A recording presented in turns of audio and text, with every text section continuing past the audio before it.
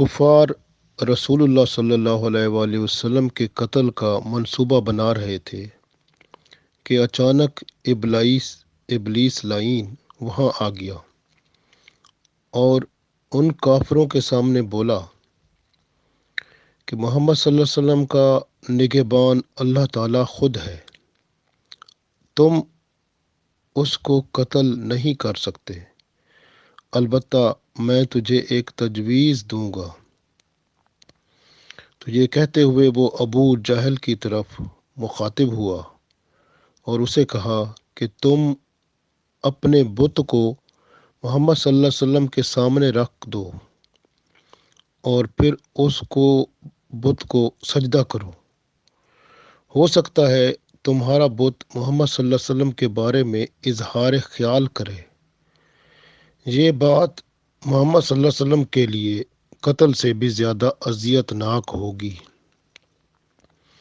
अबू जहल का बुत जो था वो हीरे जवाहरात से सजा हुआ था। उसने वो बुत उठाया और हुजूर पाक सल्लल्लाहु अलैहि वसल्लम के सामने रख दिया। इस वक्त आप सल्लल्लाहु अलैहि वसल्लम हरम शरीफ में तशरीफ़ फरमा थे। अबू जहल ने बुत को सजदा करके कहा, मेरे माबूद, मैं तुम्हारी इबादत करता हूँ और मोहम्मद सल्लल्लाहु अलैहि वसल्लम तुम्हारी तकज़ीब करता है और मोहम्मद सल्लल्लाहु अलैहि वसल्लम की अस्तग़फिरुल्लाह तौहीन करके मुझे खुश करो। अब उसका ये कहना था कि बुत हरकत में आ गया और उस बुत ने रसूल पाक सल्लल्लाहु अलैहि वसल्लम को अस्तग़फिरुल्लाह गालियाँ दी। आप सल्लल्लाहु अलैहि वसल्लम को सख्त सदमा हुआ, रंज मलाल में वहाँ से उठे और घर मुबारक तशरीफ़ ले आए और अंदर से दरवाज़ा बंद कर दिया। थोड़ी देर गुजरी थी कि एक दरवाज़े पर दस्तक हुई और दरवाज़ा जब खोला गया तो एक अजनबी जवान अंदर आ गया। उसके हाथ में तलवार देखकर हज़रत खुदैजा रज़ियल्लाहु ताला अन्हा घबरा गईं। जवान ने हुज़ूर पाक सल्लल्लाहु अलैहि वसल्लम को अर्ज़ किया तो आप सल्लल्लाहु अलैहि वसल्लम ने जवाब देकर फरमाया, आप कौन हो? वो कहता है, मैं जिन हूँ या रसूलुल्लाह सल्लल्लाहु अलैहि वसल्लम, आप में कितनी ताकत है? वो बोला कि मैं पहाड़ों को उठाकर समंदर में फेंक सकता हूँ। फिर पूछा आप सल्लल्लाहु अलैहि वसल्लम ने कि इस वक्त कहाँ से आ रहे हो? वो कहता है, मैं 7 समंदर पार एक जजीरे में था। जिब्राइल अलैहिस्सलाम ने आकर मुझसे कहा कि फलां शैतान को कत्ल कर दो। उसने अबू जहल के बुत में दाखिल होकर हमारे आका सल्लल्लाहु अलैहि वसल्लम को गालियाँ दी हैं। अपनी दास्तान बयान करते हुए उस अजनबी जिन ने कहा, या रसूलुल्लाह सल्लल्लाहु अलैहि वसल्लम, जिब्राइल अलैहिस्सलाम ने मुझे तलवार दी है। मैं फ़ौरन मक्का आया, उस मतलूबा शैतान को मक्का में ना पाया। मैंने उसे अर्ज़ राबिया में देखा तो मैंने उसको कत्ल कर दिया और आप सल्लल्लाहु अलैहि वसल्लम की खिदमत में अब हाजिर हो गया हूँ।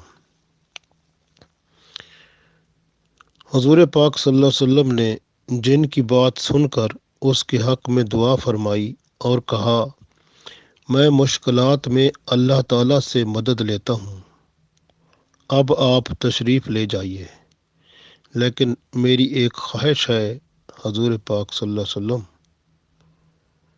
तो वो जिन कहता है तो रसूल पाक सल्लल्लाहु अलैहि वसल्लम फरमाते हैं, हाँ बताओ क्या ख्वाहिश है? वो कहता है कि आप सल्लल्लाहु अलैहि वसल्लम कल भी हरम शरीफ में तशरीफ़ ज़रूर लाइएगा। अबू जहल बुत लेकर फिर आएगा। हुज़ूर पाक सल्लल्लाहु अलैहि वसल्लम ने हाँ फरमा दी। दूसरे रोज़ सैयद आलम सल्लल्लाहु अलैहि वसल्लम हरम में तशरीफ़ ले गए।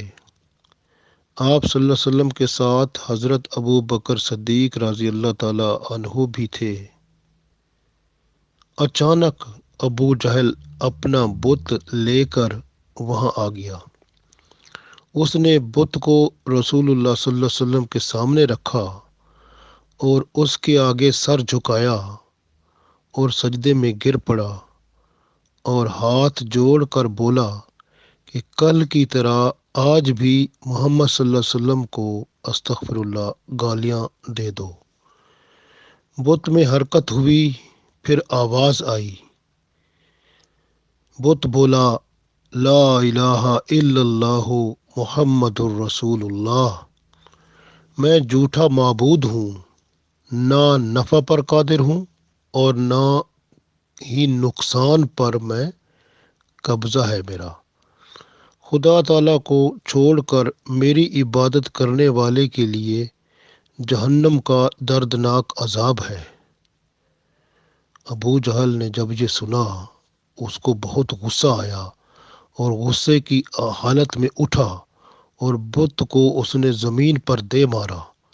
بت ٹوٹ پھوٹ گیا تو ابو جہل نے کہا کہ محمد صلی اللہ علیہ وسلم نے میرے بت پر جادو کر دیا ہے۔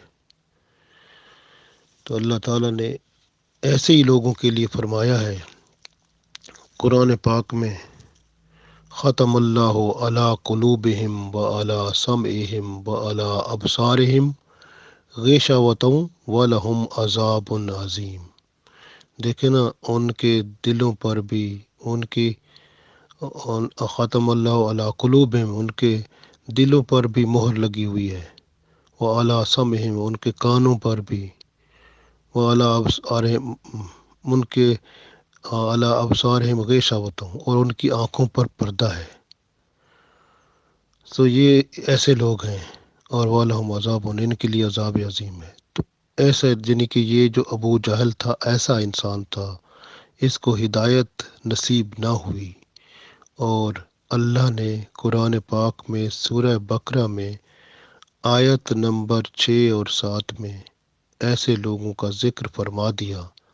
تو ایسے لوگ دنیا میں موجود ہیں جو اپنے دل، جن کے دل وہ مہر زدہ ہیں، ان کانوں میں ہدایت کی بات گھستی بھی نہیں ہے اور ان کی آنکھوں پر پردہ ہے۔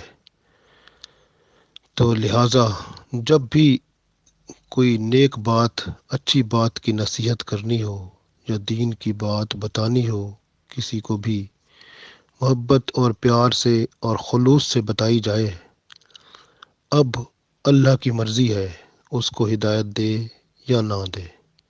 تو یہاں سے ہمیں سبق ملتا ہے کہ اگر دوسرا بندہ وہ اگر تبلیغ کرتے ہوئے یا دین کی بات یا اچھی بات بتاتے ہوئے وہ برا سمجھے یا ناراض ہو یا وہ کچھ بھی کرے، تو بندے کو صبر کرنا چاہیے اور اللہ پر بھروسہ کر کے اس کے لیے ہدایت کی دعا کرنی چاہیے۔